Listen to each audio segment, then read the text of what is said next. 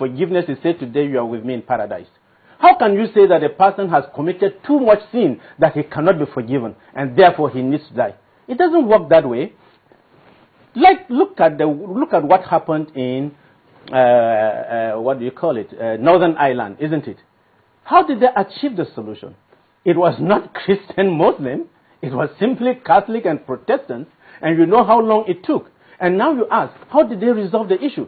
Whether you know the people or you don't know the people, what we are saying is that at least there is a first step to be taken. And if that first step is taken and you take the right dimension, it is possible to have a solution. If you think that it is better to keep on... in this case, what's the first step?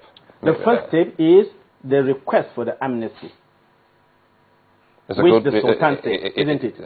Which I think the federal government is doing the right thing by accepting to look, let's consider it.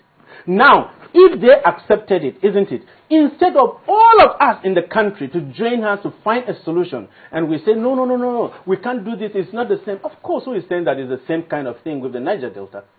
When you have children in the house, the demands can never always be the same.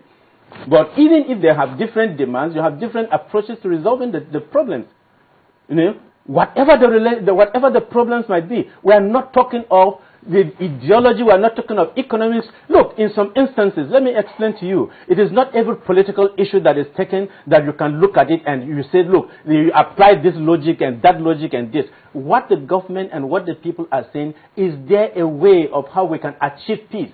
Whatever manner we are going to take to achieve that peace, is it possible? If it is possible, why don't we start? If we start and we make mistakes, why can't we correct the mistakes? If we say we do not know them, if the people ask and say, look, let's do it, why don't we start and see and find out how we are going to get to it? Well, some people say that, you know, that Christianity or forgiveness in Christendom works because you have to accept it, so that even though there were two thieves beside Jesus, one asked for forgiveness, the other, well, was a little rude, and he did not get that promise of being with Jesus in paradise. If what you are saying is correct, then why do people go out to evangelize?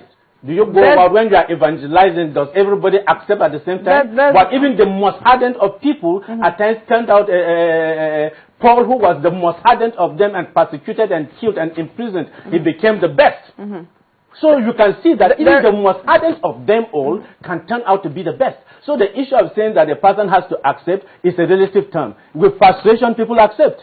So you think that we should persuade Boko Haram to accept? I believe so. We can do so. The question also will be, where do we stop? I mean, would there be forgiveness for everybody and all manner of criminals as well? Well, that is where the leadership question comes into play here.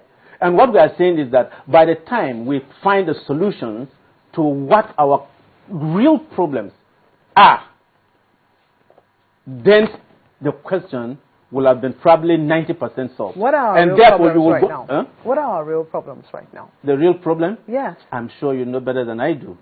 Corruption. Corruption at all levels, from top to bottom, at every single strata of governance, at every single aspect of our existence. There is corruption everywhere. It stinks. It's killing us. In every single organization, big or small. We think corruption, we act corruption, we work on corruption, we drink and sleep on corruption. Either corruption of resources or corruption of the mind. Our thinking is, we are not thinking right. And that is why when he started by the issue of the leadership, I said, look, I'll talk on this aspect before I come to it. Look at it. Let me ask you this question. What benefit has Arewa Consultative Forum brought to the North? What benefit has Indigo brought to Igbos? What benefit has the South-South Assembly brought to the South-South? What benefit has Afenifere brought to them? I also want to ask you, in the leadership of Nigeria, what is it that the northern leaders have brought to the North? Obasanjo, who was there for 8 years, what did he actually give to the Yorubas? And if that is the case, then you come back to those who have shown that leadership is not contained in your section, your religion, or your tribe, or in anything.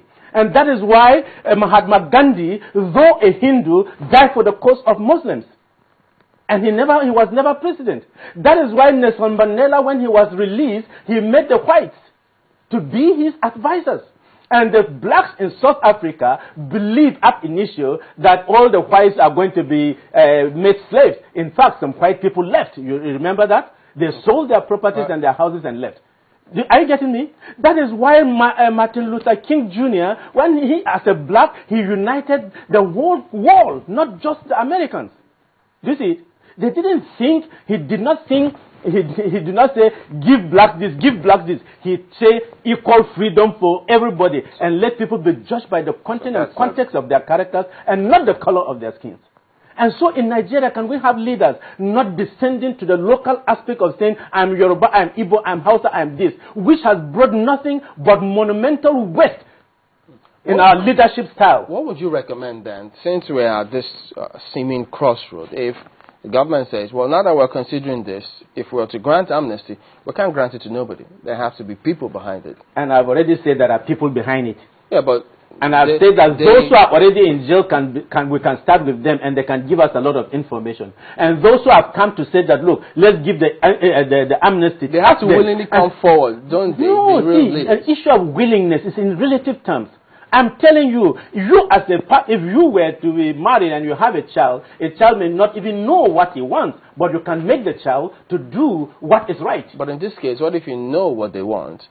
The child may know what he wants and believes that what he wants is the right thing, but it is not until you bring the person to light. And remember, the intellect of a person is in relative terms, and somebody has given you a certain kind of doctrine, and you believe that's the correct thing. But when you have shown the light, you can change. Dr. Dogo, quickly, do you think that there's any iota of politics in all of this? Every aspect of life is political. As a political scientist, even what we are saying now is politics. Are you getting me? Do you think that some people are playing on this Certainly for their own political benefit? And that is the worst aspect of it. Because whether you are PDP, CPC, ACN, when these people kill, they don't select and say this is a member of this political party or that. When they are killing, they don't select and say whether you are Christian or Muslim. When they kill, they don't select whether you are Igbo or Yoruba. When they kill, everybody is affected. That is the truth. And so you bury your sectional ideas, bury your tribal ideas, bury your religious ideas, and let us look at it in a nationally. Is it really possible? Can we remove the political element from it?